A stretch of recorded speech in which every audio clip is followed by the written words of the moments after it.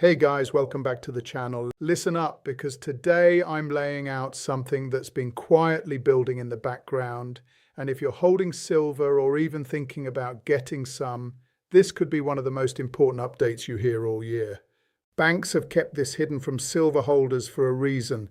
And honestly, by the time June rolls around, it might already be too late to buy silver at anything close to reasonable levels. I'm not here to scare you or push some hype, but the real moves happening right now with physical silver are way bigger than what you see on those mainstream charts. You know how it goes. The paper prices everyone watches look calm, but behind the scenes demand is shifting hard, and once it really hits the fan, prices could take off in a way that leaves a lot of people watching from the sidelines. Right now, China is paying something like 83.43 for silver, while the West is still trading at that casino price around 75.66. That's a gap of almost $800 on the exact same metal, and this difference has been sitting there for 7 straight months. Think about that for a second. If you walk into a dealer today trying to buy physical ounces, you're not touching anywhere near that lower Western number. Good luck with that. The demand is real, and it's coming from places that actually need the metal for both money and serious industrial use. Demand sets the price, plain and simple, and when one part of the world is willing to pay way more, it tells you everything about where the real action is heading. Now, while the West keeps playing around with paper contracts, the physical stuff is moving east fast.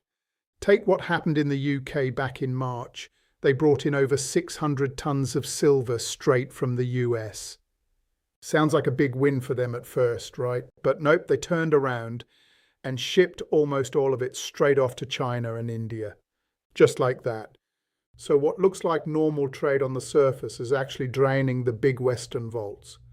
China is pulling silver out of the COMEX through the LBMA like nobody's business.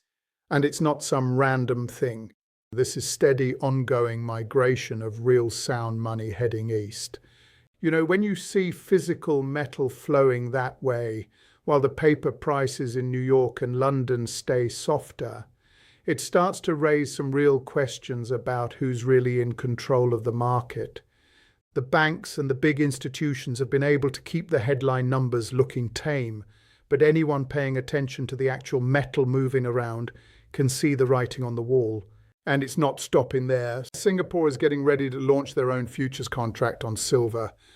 If you've been following global finance, you know Singapore has this way of being the acceptable face of the rising East in the world economy. They're stepping up big time, and this new contract is going to give even more pricing power to that part of the world.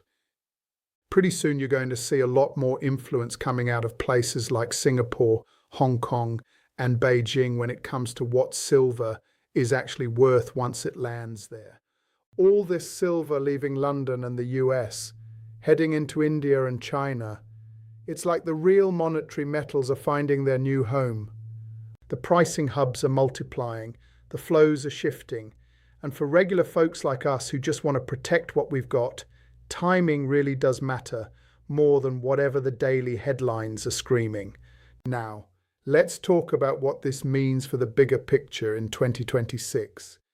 Silver has been on one heck of a roller coaster lately, and a lot of holders have felt a bit burned by the recent swings. Back in January, it shot up to new all-time highs, getting well into the triple digits. I'm talking closing around 116 on its strongest day, even hitting as high as 121 at one point. Then bam, it dropped 26% in a single trading day. Oof! Since then, it's been mostly consolidating sideways, kind of catching its breath after that wild run. A lot of people look at that and feel disappointed, forgetting that the real move started way back from the $25 area and just kept climbing without much pause. But here's the thing, sharp rallies followed by big reversals like that often show you where the leverage is stretched and where weak hands get shaken out. If you step back and look at the longer-term charts, the overall structure still looks really constructive. We're talking about a falling wedge pattern on the weekly and quarterly timeframes, And those setups are usually associated with upside continuation once they resolve. There have been three big impulses of selling, a couple of rejections, but the macro setup hasn't changed. We've got targets that point way higher, into the 333 range and beyond on the cash price. Yeah, you heard that right. And even bigger picture, we're looking at scenarios where the gold-silver ratio could drop into the single digits. That would mean silver really outperforming in a major way. Of course, we don't have patterns big enough to map the full move between here and those extreme levels, but the direction is clear. The pullback we've seen was expected. It was due after such a strong run, and it doesn't kill the bigger bullish case. It just gives the market a chance to reset. People sometimes forget we're still in this kind of gestation period on the quarterly chart. A rejection at the breakout level of that falling wedge can look scary on the surface, especially when headlines are full of noise about geopolitics or whatever.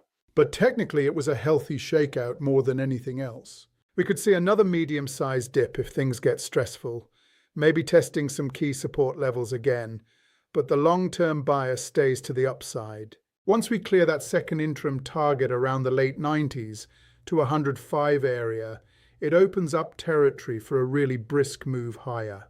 And after pausing there, who knows, we could be looking at that 333 zone and then some serious continuation. The point is, this consolidation isn't weakness, it's building strength for the next leg. If you're only watching the daily charts or the COMEX headlines, you might miss where the real pricing power is quietly relocating. Let me switch gears for a second and talk about what's happening in India, because it ties right into this whole theme. Prime Minister Modi went on TV recently and basically implored his citizens to stop buying gold for a whole year. At first glance, that sounds like he's trying to protect the economy or something, but you've got to apply a little common sense here. Politicians have a way of saying one thing when the opposite is actually true. It's like that law of inversion. If he's telling people don't buy gold, it probably means they're staring down a currency crisis with the Indian rupee. Sell your rupees, buy gold. That's the real message a lot of smart folks are hearing. He even added that people should reduce their fuel consumption too, because the more energy India uses, the more they have to import, and that puts even more pressure on their reserves. They import most of their gold and silver anyway, plus energy, so when foreign reserves get tight, it hits the currency hard. This isn't the first time something like this has happened. Back in 1967, they ran the same playbook, and history has a funny way of repeating when the pressures are similar. The rupee is already under strain from all the imports they rely on, and people naturally want to protect their buying power. Gold becomes that safe haven. Meanwhile, contrast that with China. They run big trade surpluses with most nations. They're net stacking bullion at an epic pace, even after their property issues, and that gives them more room to keep interest rates lower. Their debt gets backed by real assets in a way the West can't really match right now. The West has to offer higher yields because of its own excessive debt position, while China can afford to look more stable on the surface. None of the fiat systems are perfect, but some are clearly in better shape than others, and the flows of silver and gold are showing us where the confidence is moving. All this ties back into the bigger debt and bond picture that a lot of people underestimate. When oil prices spike or yields start climbing because of geopolitical theatre or whatever, it can put short-term pressure on metals. Bonds get hit, stocks get liquidated, and sometimes people sell their best collateral to cover losses elsewhere. That can create these demand-destroying moments that push silver and gold down temporarily, even when the long-term thesis is rock solid. We saw that play out recently with some of the contrived events that cooled off the intense squeeze. But in the longer run, when the debt markets start to feel real stress, especially the US long end, you're going to see a rush back into metals as the ultimate reserve asset. Higher yields might postpone things, but they don't cancel the eventual ascent. The focus is shifting more and more onto how expensive it's getting to refinance all that debt, and that's where the real fireworks could come from.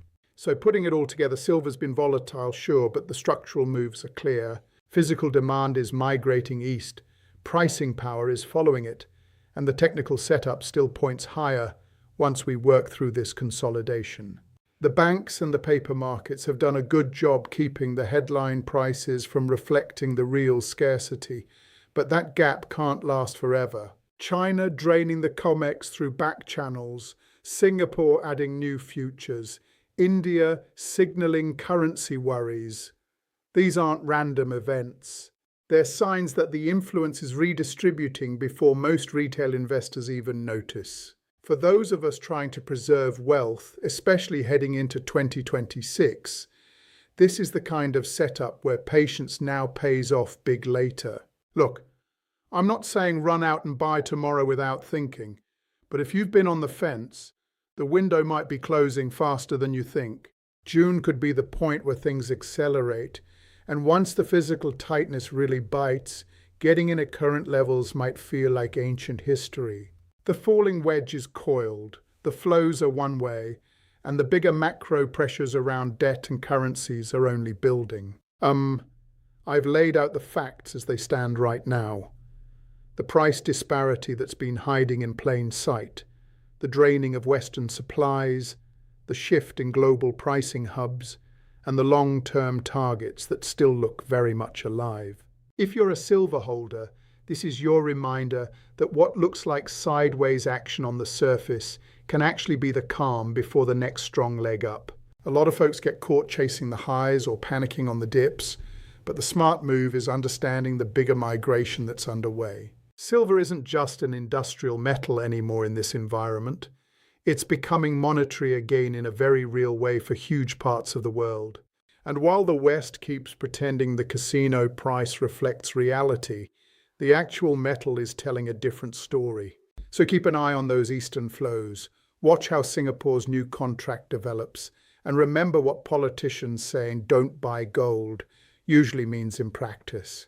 The rupee pressure, the reserve issues, the trade imbalances, they all point in the same direction. I really hope this helps you see the silver market with fresh eyes, because the information that's been somewhat hidden is now staring us in the face if you know where to look. Don't just rely on the COMEX closing prices or the daily headlines. Look at who's actually taking delivery, where the premiums are sticking, and how the supply routes are changing. That's where the real signal is.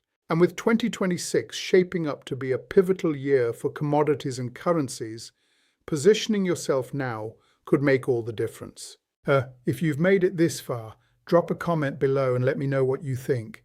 Are you adding to your silver stack or waiting for one more dip?